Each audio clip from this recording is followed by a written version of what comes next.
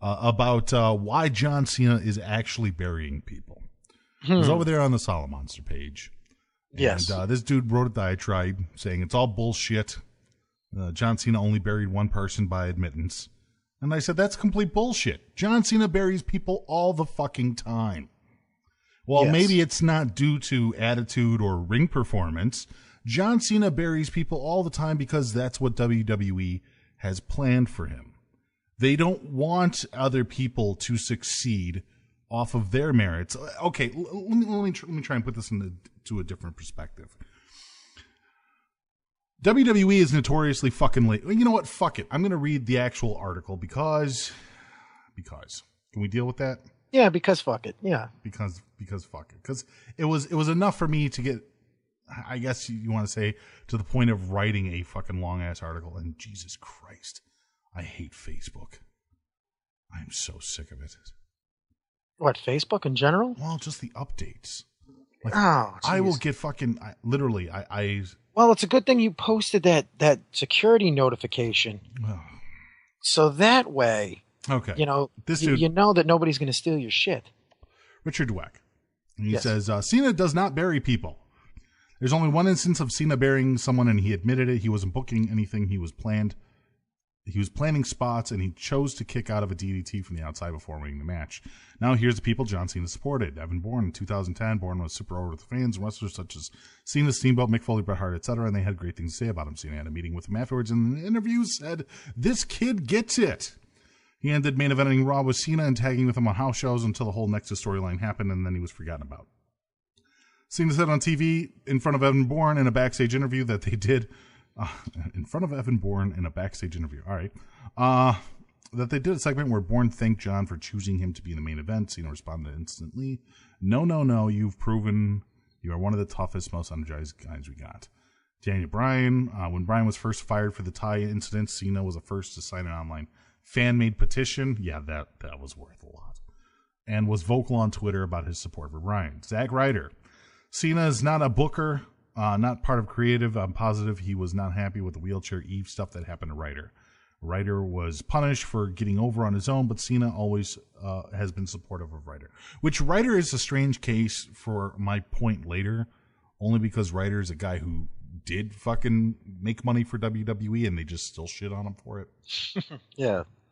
But now don't get it twisted. Coming from Cena from a booking standpoint of how he is booked and portrayed is one thing. He's made to look strong. He's the face of the company, but anyone in the business will tell you how great Cena is as a person, as a hard worker. I prefer to listen to the likes of Jericho and fucking Christopher Daniels rather than a fellow non-wrestler. To which I had to respond because, whatever, me. The perception of John Cena burying people is stronger than any, quote, needed proof. For years, fans have felt that John Cena has been a mediocre worker, a boring and repetitive promo, and oftentimes a stale representative of WWE's main title holder. For a company that built its previous generation on the backs of Stone Cold, Undertaker, Mick Foley, The Rock, and other Attitude Era representatives, many feel that Cena's evolved character and wrestling style has de-evolved the direction of what WWE should have become. So how is it that a controversial character who has proven himself to be a bland worker, a bland promo, and an unstoppable champion, or always within the championship picture, continue to not only survive but thrive within WWE? While other, albeit opinion-based wrestlers who have much more to offer cannot even get any type of serious or reputable position within the roster. This is where the public eye and logic come together with politics. While some people are spouting off certain names of people that have accused Cena in the past, let's look at facts in order to understand why a majority of people believe that Cena politics in order to keep his position within WWE against all odds. Number one, many other people in the WWE over the years have done it first. Hulk Hogan, Ultimate Warrior, Stone Cold, Shawn Michaels, etc. There are some key people in WWE's history that have used politics in order to establish some kind of benefit to themselves that overcame some sort of negative connotation usually established by WWE. Hulk Hogan was too old, specifically if you remember his second run in WWE, where he was telling Vince who he did and didn't want to work with and didn't want to lose to. Shawn Michaels was too slow. Stone Cold had a chip on his shoulder. Warrior wasn't considered reliable, etc., etc. So if other big-name wrestlers have done it in the past, why would Cena be exempt? Because he said so? Most people don't take wrestling or wrestlers at face value, especially if they understand the nature of the industry. And what is the nature of the industry? Simple. WWE fans are all marks.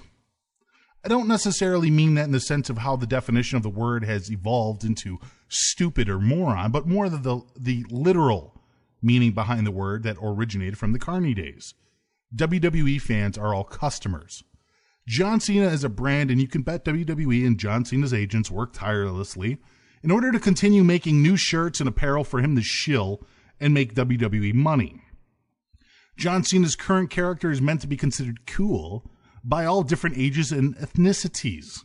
He is basically the flag holder of WWE, and that is the image that they sell. He doesn't lose matches, and that hooks kids. Kids love winners. He wears retro and urban-esque designs with bright, eye-catching colors that teens and younger adults might find cool to wear.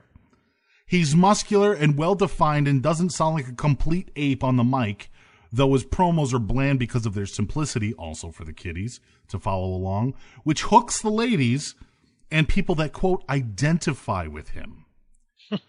Along with every other aspect of his personality, even Nikki Bella's involvement is strategically placed, in my opinion. John Cena has been designed to be the perfect salesman for WWE. Unfortunately, while other wrestlers may have adamant ability in promo over John Cena, they cannot come close to his ability in the selling department, which is why the scenario in WWE and John Cena are seen as politicking together. But then again, it could just be that. 3. WWE is notoriously lazy. That's right. More than likely, the reason that John Cena is still presented in almost every major storyline or title contention is because he's a financially secure risk. He's not a good worker or even remotely interesting. He's just a guy that WWE can throw the strap on for a few months and carry the ball until they find someone else willing to risk their entire livelihood on some silly fucking setup. Don't get me wrong, it worked out great for guys like Punk and Bryan, but they're the exception, not the rule of, quote, the brass ring.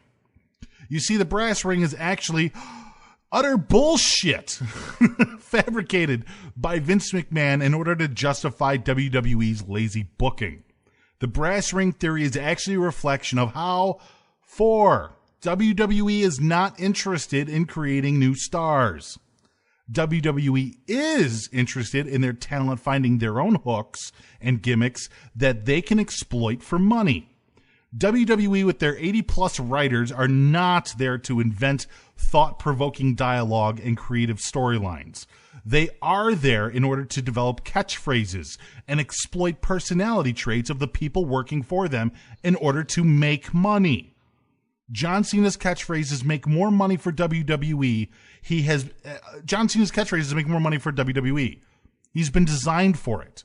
Cesaro does not make money for WWE. Cesaro's balding head, shitty entrance music, and lame ring gear do not, quote, merchandise for WWE. Sure, he's hands down a better worker and an even better promo at this stage of the game against Cena. But Cena will always be on top because the WWE agents, his financial advisors, and wardrobe designers, and even Vince McMahon himself have spent millions into creating John Cena, only to receive tenfold in return. So, does John Cena bury people in WWE? He absolutely does, 1,000%. It's because he was designed that way. And the proof is in every piece of John Cena merch, every news article, TV spot, interview show, movie spot, etc., etc.,